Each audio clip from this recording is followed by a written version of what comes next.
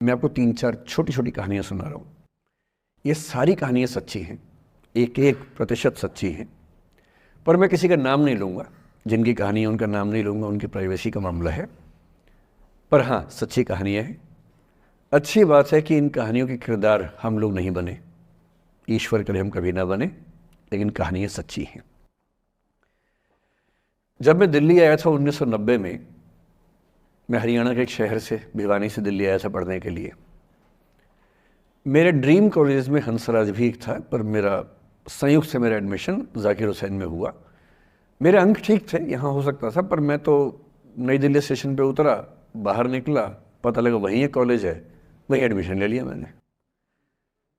तो लोगों ने कहा कि यार कैंपस बड़ा अच्छा होता है। मैंने कहा क्या फ़र्क पड़ता है, कॉलेज कॉलेज होता है, छड्डो यही छड्डो में सिखाने आया हूँ आप लोगों को। ठीक है, स्टेशन से निकले वहीं कॉलेज है, मैंने घर जाना होगा तो आराम से कॉलेज से निकल जाएंगे, क्या रखा कैंपस में। पर मेरा एक दोस्त जो मेरे साथ ही आया था उसी शहर से, उसने एडमिशन हंसराज कॉलेज में लिया। मैं और वो स्कूल के डिबेटर्स थे, डिबेटिंग में हम लोग स्कूल टाइम से काफ़ी एक्टिव थे। डीयू में आए तो यहाँ भी एक्टिव रहे। डीयू में मैंने करीब 5 साल डिबेटिंग की और मेरा ख्याल है कि लगभग 300-400 डिबेट्स मैंने जीती होंगी डीयू में, कुछ हारी भी होंगी, लेकिन मैंने खूब डिबेट, वो मेरा दरअसल दाना पानी था, रोजी रोटी मेरी वही थी कॉलेज के दिनों में। घर से पैसे मैं लेता नहीं था, मिलते भी नहीं थे, लेना क्या था, ऐसी स्थिति भी नहीं थी उस समय मेरे घर में कि मिल सके। तो डिबेटिंग मेरा रोजगार था, एम्प्लॉयमेंट था, मेरा उससे काम चल जाता था आराम से। उसका भी चल जाता था, वो हंसराज से था, मैं जाकिर हुसैन से था। हम खूब डिबेट्स में मिलते थे। अक्सर ट्रॉफी या तो हम जीते थे या वो जीतता था, कोई भी जीते रूम पे ही आती थी, क्योंकि हम रूममेट्स थे, एक साथ ही रहते थे। वो मुझसे योग्यताओं के मामले में 21 था, बल्कि अगर वो 21 था तो मैं 15 ही रहा हूँगा या 12 रहा हूँगा, 22 या 21 तो नहीं रहा हूँगा, मुझसे बेहतर था योग्यताओं में, बड़ा अच्छा व्यक्ति था। ग्रेजुएशन के बाद मैंने एमए हिंदी साहित्य में एडमिशन लिया, जबकि बीए ऑनर्स हिस्ट्री में किया था मैंने। उसने तय किया कि वो कुछ और करेगा, प्रोफेशनल कोर्स करेगा, नौकरी करेगा, तो वो चला गया दिल्ली से। मैं दिल्ली में रहा। फिर मैं एमए के बाद तैयारी करने लगा यूपीएससी की। तब तक मैं यूजीसी जेआरएफ कर चुका था। पहला अटेम्प्ट दिया, प्रीलिम्स हो गया। मेंस मेरा 96 के मेंस की बात कर रहा हूँ, मेंस शुरू होने वाला था, 2 दिन रह गए थे। करीब 10 दिन पहले वो मेरे पास आया हुआ था दिल्ली में, मिलजुल के अच्छे से बात कर गया था। उन दिनों उसका एक प्रेम संबंध कहीं हमारी ही एक मित्र के साथ चल रहा था। हम सब दोस्त थे, तो उनमें से 2 लोगों का आपस में एक अफेयर था। मुझे नहीं पता क्या हुआ, लेकिन मेरे मेन एग्ज़ाम से 2 दिन पहले रात को 12 बजे एक फ़ोन आया और ये बताया गया कि मेरे दोस्त ने फंदा लगा के अपनी जीवन लीला समाप्त कर ली है। वो दिल्ली से दूर था कहीं, और जिस व्यक्ति के बारे में मेरी राय ये थी कि उतना जीवट वाला व्यक्ति कोई हो नहीं सकता, जो ज़िंदगी से हार सकता ही नहीं, जिसके होने से कई लोग हमेशा जीता हुआ महसूस करते हैं, वो चुपचाप एक बंद कमरे में ज़िंदगी से हार गया। मैं आज तक नहीं समझ पाया कि ऐसा कैसे हुआ। बाद में टटोला, उसके पेरेंट्स से बात हुई, भाई से बात हुई, उन्होंने उसकी याद में एक सोशल वर्क शुरू किया ताकि किसी और बच्चे को ऐसा ना करना पड़े। तो जो हल्का हल्का अनुमान हुआ वो है कि शायद कुछ ऐसा था रिलेशनशिप में जो नहीं संभल पाया था, और रिश्ता टूट ना जाए इसका दबाव बहुत ज़्यादा था, और वो दबाव झेल नहीं पाया। इस उम्र में ऐसा फेज़ आता है, कई बार आता है। ये एक कहानी है, हंसराज कॉलेज से ही जुड़ी है, इसलिए मैंने सोचा कि वहीं से बात शुरू करूँ। नाम जैसा कि मैंने कहा मैं नहीं बताऊंगा, तो नाम बताने का मतलब भी नहीं। और वो जिसकी मैं कहानी सुना रहा हूँ, आप लोगों के जन्म से पहले की बात है। आप तो सब 21वीं सदी वाले बच्चे होंगे ना, जेन ज़ी होंगे आप सब लोग, तो ये तो बहुत पुरानी बात है। एक दूसरी कहानी सुनाता हूँ। मैं आपको 2-3 कहानियाँ सुनाऊंगा, फिर उन सबका सार निकाल लेंगे एक साथ हम लोग। दूसरी कहानी ये है कि जब मेरा सिलेक्शन हो गया 97 में, 96 अटेम्प्ट में पहली बार में मेरा सिलेक्शन हो गया था, मैं एक्सटेंशन लेके तैयारी कर रहा था, और डीयू में मैं पढ़ा भी रहा था उस समय। तब मैं शायद डीएवी कॉलेज में था या अग्रसेन, मैं 2 जगह पढ़ा है डीयू में, तो उनमें से किसी कॉलेज में पढ़ा रहा था उस समय में। तो उस समय एक लाइब्रेरी है कैंपस में ही, सेंट्रल रेफरेंस लाइब्रेरी, आप जानते होंगे, CRL बोलते हैं, जो विवेकानंद जी की स्टैच्यू है उसके सामने ही वो लाइब्रेरी है। उस लाइब्रेरी में नीचे सब बैठ के पढ़ते हैं और टॉप फ्लोर पे रिसर्च फ्लोर है जहाँ MPhil PhD वाले बच्चे पढ़ते हैं। मैं उस समय शायद PhD कर रहा था या MPhil खत्म हुई थी, वहीं बैठता था, पढ़ता था रोज़। कई दोस्त पढ़ते थे हम लोग वहाँ। हम सुबह 8 बजे लाइब्रेरी खुलते ही वहाँ घुसते थे, रात को 1 बजे निकलते थे लाइब्रेरी बंद होने के समय। तो वहाँ एक छत थी, छत पे छोटी सी कैंटीन थी जहाँ हम लोग जब जब बोर होते थे दिन में 3-4 बार जाके चाय पीते थे। चाय पी ली, बिस्किट खा लिया, थोड़ी गप्पे मार ली, वो सब वहाँ करते थे। तो वहाँ मेरे बहुत सारे दोस्त थे, उनमें से कई लोग अब बहुत सीनियर सिविल सर्वेंट्स हैं, कुछ लोग प्रोफेसर्स हैं डीयू में। 2 बच्चे थे मुझसे जूनियर, 3-4 साल जूनियर थे, बड़े प्यारे बच्चे थे। मुझे उस समय तक पढ़ाई लिखाई का शौक अच्छा खासा हो गया था, तो वो रोज़ मेरे साथ बैठते थे केवल बात करने के लिए। किसी मुद्दे पर बहस करनी है तो बहस होती थी, समझते थे। फिर मुझे पता लगा कि वो दोनों रिलेशनशिप में हैं, रिश्ते में हैं, दोनों ने शादी भी कर ली। उनकी योजना डीयू में पढ़ाने की थी या सिविल सर्विस की भी थी, शायद, पता नहीं। मेरा इंटरेक्शन बहुत ज़्यादा उसके बाद रहा नहीं उनसे, क्योंकि मैं सर्विस में चला गया था। इतने जिज्ञासु बच्चे थे दोनों, इतने जिज्ञासु कि उनसे मिलकर तबीयत खुश हो जाती थी, कि हर चीज़ जानने का मन करता था उनका, हर विषय पढ़ने का मन करता था। एकदम जीवन से भरे हुए बच्चे, आंखों में चमक ऐसे। फिर दोनों की शादी हुई तो मैं शादी में जा नहीं पाया, क्योंकि मेरा रिश्ता सिर्फ लाइब्रेरी में 1 घंटा गप मारने वाला था, उससे ज़्यादा था नहीं रिश्ता उनके साथ। फिर सुनता रहता था कि मैं सब बढ़िया चल रहे, पढ़ाई कर रहे हैं, तैयारी कर रहे हैं। इंटरकास्ट मैरिज की उन लोगों ने, खूब हंगामा हुआ, दोनों घर में तलवारें खिंच गई, किसी तरह से तलवारें संभाली गई, मैनेज हुआ, दोनों साथ रहने लगे। और फिर 3-4 साल के बाद एक दिन मैंने खबर सुनी कि उस बच्ची ने फंदा लगा के जीवन लीला समाप्त कर ली। ये बात भी दिल्ली विश्वविद्यालय की है, उस दौर के सब लोग इस कहानी को जानते हैं। मेरे ख्याल से ये दोनों कहानी आपकी प्रिंसिपल मैडम जानती होंगी, नहीं ध्यान कर पाएंगे तो मैं उनको जैसे नाम बोलूँगा अकेले में वो तुरंत समझ जाएंगे मैं किसकी बात कर रहा हूँ। मैं आज तक नहीं समझ पाया कि ऐसा क्या हुआ होगा। तो बाद में अनुमान जो हुआ वो ये, इंटरकास्ट मैरिज, परिवार का दबाव, समाज का दबाव, आपस के दबाव, टॉक्सिक रिलेशनशिप, अंत में उस दबाव को न झेल पाना और जीवन समाप्त कर देना, ये हुआ। ये 2 घटनाएं हैं। एक तीसरी घटना ये है कि दिल्ली में आज से 25 साल पहले घटना घटी। आप लोग तब बस पैदा हुए होंगे, घुटनों में चल रहे होंगे, या उससे 5-7 साल पहले की बात रही होगी। ये घटना दिल्ली के सब सीनियर लोग जानते हैं, जिनकी उम्र 35-40 साल है वो सब जानते हैं इस घटना को। मोबाइल फ़ोन में वीडियो नया नया आया था उस समय। अब तो आपके हर फ़ोन में वीडियो है, अब तो सामने भी है, ताकि आप वैसा वाला मुंह बना के सेल्फी खिंचवा सके। पाउट बोलते हैं ना, मैं उसको देसी भाषा में सूअर जैसा मुंह बोलता हूँ, और वैसा ही बनता भी है, क्यूट क्यूट सा सूअर जैसा मुंह बना के लोग सेल्फी खिंचवाते हैं, उसको बोलते हैं पाउट। तब तो कैमरा फ़ोन में पहली बार आया था, तब लोग अभ्यस्त नहीं थे। अब जैसे आप लोग कितने अभ्यस्त होंगे, हम भी होने लग गए अब तो। अब हम किसी से बात करते हैं तो हम ये एज्यूम करके चलते हैं कि उसने फ़ोन में कुछ ना कुछ ऑन कर रखा होगा, या तो आवाज़ रिकॉर्ड करेगा या वीडियो बनाएगा। तुम कितने केयरफुल होकर बोलते हैं, कितने कॉन्शियस रहते हैं। और सर्विलांस सोसाइटी की सबसे बुरी बात यह है कि हम हमेशा चौकन्ने रहते हैं, हम सहज हो ही नहीं पाते। सहज रूप से 2 लोग बात कर लें, हो ही नहीं पाता। तो मैं तो अपने ऑफिस में कई बार ऐसा करता हूँ, जब हम 3-4 लोग बैठते हैं इनफॉर्मल बातचीत के लिए, हम सब अपना अपना फ़ोन कमरे के बाहर छोड़ के आ जाते हैं, फिर 2 घंटे बात करते हैं, इस भय से मुक्त होके कि कहीं कोई रिकॉर्ड तो नहीं कर रहा। ये हालत है आज की। उस ज़माने में तो फ़ोन थे।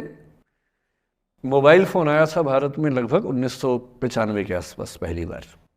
बड़ा महंगा था, 16 रुपये प्रति मिनट इनकमिंग, 16 रुपये प्रति मिनट आउटगोइंग, ये रेट से उस समय।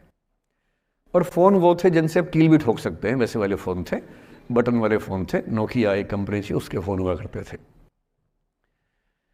उसके 4-5 साल के बाद क्या हुआ, पहली बार किसी कंपनी ने फ़ोन में कैमरा लगा दिया।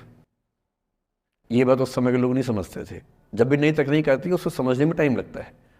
जो पहले समझते हैं फ़ायदा उठा लेते हैं, जो थोड़ा लेट समझते हैं वो उसका नुकसान उठाते हैं। उस समय दिल्ली के एक प्रसिद्ध स्कूल में 11वीं-12वीं क्लास के 2 बच्चों में आपस में कोई रिलेशनशिप रही होगी। वो दोनों किसी ऐसी सिचुएशन में थे जो सिचुएशन बहुत ही प्राइवेट किस्म की थी, बहुत निजी किस्म की थी, जिसको पब्लिक नहीं कर सकते। कुछ फिजिकल रिलेशनशिप जैसा मामला था।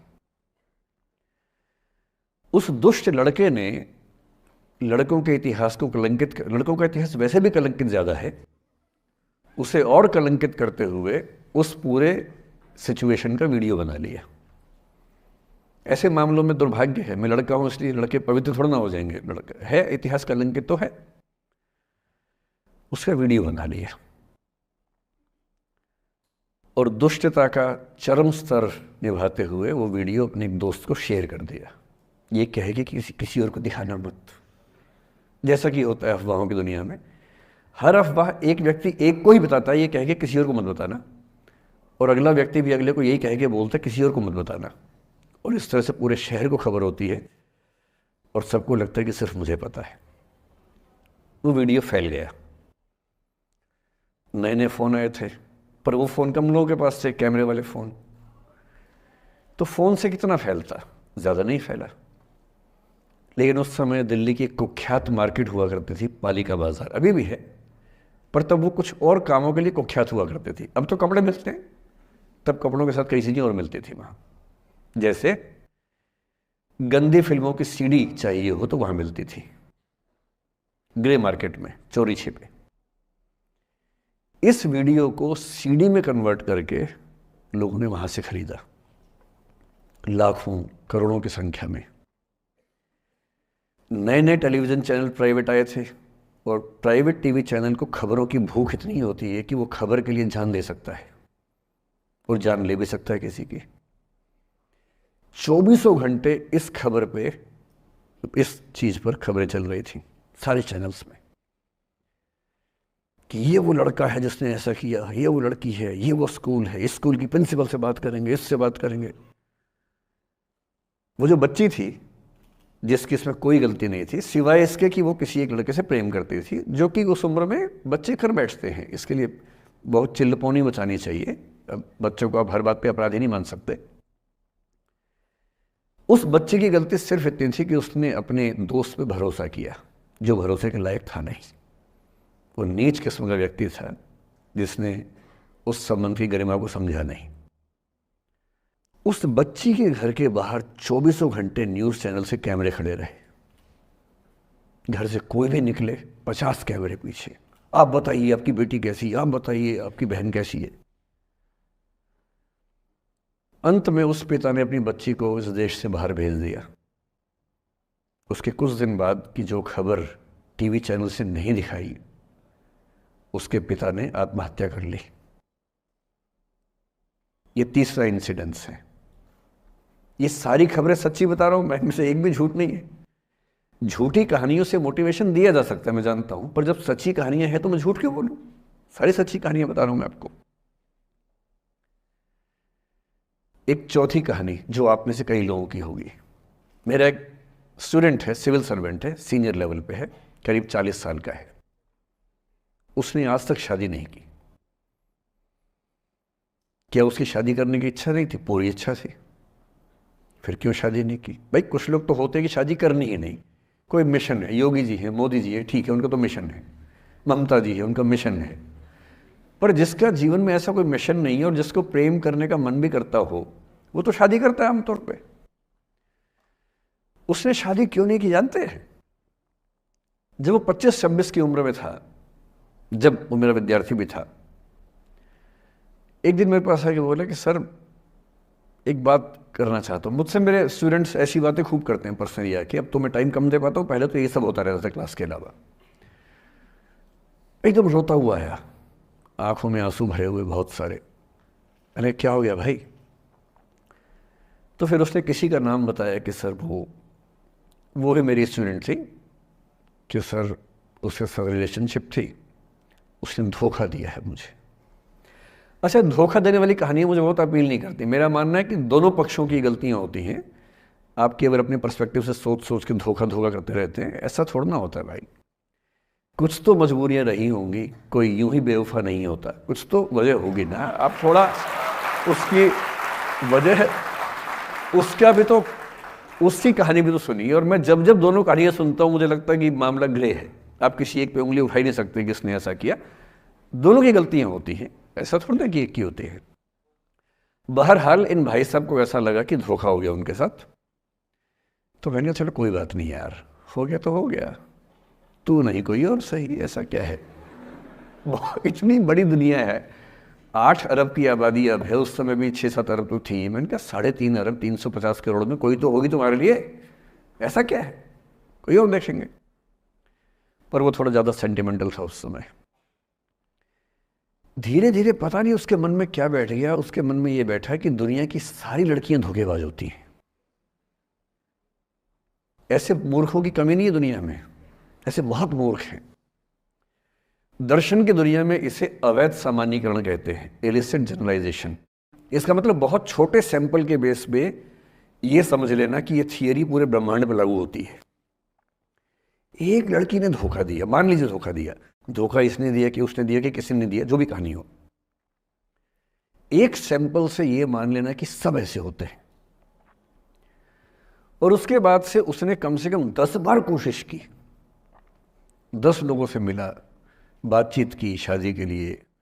डेटिंग तो क्या करेगा 40 की उम्र में, लेकिन हाँ बातचीत करके देखा कि शायद रुचियाँ मिल जाएं, स्वभाव मिल जाए तो शादी के बारे में सोचें। हर बार 3-4-5 मीटिंग के बाद वापस हट जाता है। अब तो मैंने पूछना बंद कर दिया है। जब तक मैं पूछता था बोलता था कि सर 3-4 मीटिंग के बाद लगता है कि ये भी वैसी ही है। मैंने कहा भूल जाओ भाई, उससे भूल जाओ, बात खत्म हो गई। उसके बच्चे घूम रहे हैं आजकल स्कूल में, अब तुम कम से कम शादी तो कर लो। वो भाई साहब आज तक अकेले हैं, और अब तो बाज़ार में मूल्य भी कम हो गया उनका, अब विकल्प भी ज़्यादा नहीं मिलते हैं। अब जो विकल्प मिल रहे हैं वहाँ उसकी रुचि और कम हो गई है। तो पूरी संभावना है कि वो जीवन अकेले ही गुजरेगा उसका। एक अंतिम एग्जाम्पल देके फिर मैं निष्कर्ष की तरफ बढ़ूँगा। मैं एक IAS ऑफिसर को जानता हूँ, 2 IPS को जानता हूँ, बहुत योग्य लोग, देश के सबसे अच्छे संस्थाओं से पढ़े हुए लोग, प्रॉपर IAS प्रॉपर IPS में नौकरी करने वाले लोग, और इन तीनों ने अपना जीवन समाप्त कर लिया नौकरी में रहते हुए। क्यों? क्योंकि नौकरी और घरेलू जो दुविधाएं थी उनको झेल नहीं पा रहे थे, ना झेल पा रहे थे ना भूल पा रहे थे। लेट गो नहीं कर पाए तो गिव अप कर दिया। और इसलिए मुझे अक्सर लगता है कि जितनी चीज़ें हम सिखाते हैं बच्चों को, हिस्ट्री, इकोनॉमिक्स, लिटरेचर, वो सब ठीक है, उनका भी महत्व है। शायद उससे ज़्यादा महत्व इस चीज़ का है कि ये समझें कि अपने इमोशंस को कैसे मैनेज करना है। जब जीवन में ऐसा लगे कि सब खत्म हो गया है, जब जीवन में लगे कि बहुत टॉक्सिक किस्म की लाइफ हो गई है, उससे बाहर कैसे निकलें, शायद ये सबसे महत्वपूर्ण लेसन होता है जो हम सबको सीखना चाहिए। मैंने कहीं से सीखा नहीं है, ना मैंने ऐसी किताबें पढ़ी हैं। हालांकि मैंने 2 किताबें मंगवाई हैं पिछले हफ्ते, पढ़ी नहीं है अभी तक, तो मैं किताबों के बेस पे नहीं जानता कैसे सीखते हैं, लेकिन ज़िंदगी से तुम सीख सकते हैं। इन कहानियों का सबका एक ही सार है, वजह अलग अलग है। एक व्यक्ति ने इसलिए अपना जीवन समाप्त किया कि वो रिश्ता उसके हाथ से छूट रहा था। एक ने इसलिए जीवन समाप्त किया कि रिश्ता बन गया था पर समाज के दबाव, घर के दबाव मैनेज नहीं कर पाए। एक ने ज़िंदगी भर शादी नहीं की सिर्फ इसलिए कि वो पुरानी यादों को भूल नहीं पाया। अरे एक बार गलती हो गई तो हो गई, आगे तो संभावना जीवन में है भाई, क्यों इतना हावी रखना है उसी दिमाग के ऊपर। कुछ लोग देश की सबसे अच्छी नौकरी में होकर हर पैमाने पर सफलता की हर कसौटी पे खरा उतरने के बाद जीवन नहीं बचा पाए, क्योंकि दूसरों की नज़र में आप बहुत सफल हो जाए, अपनी नज़र में शून्य हो, तो फिर जीवन कैसे बने, जीवन कैसे बचे। इन सारी कहानियों का मूल भाव एक ही है, अगर आप खुद को हैंडल नहीं कर सकते तो दुनिया को क्या हैंडल करेंगे। दुनिया को हैंडल करने से पहले खुद को हैंडल करना सीखना पड़ता है।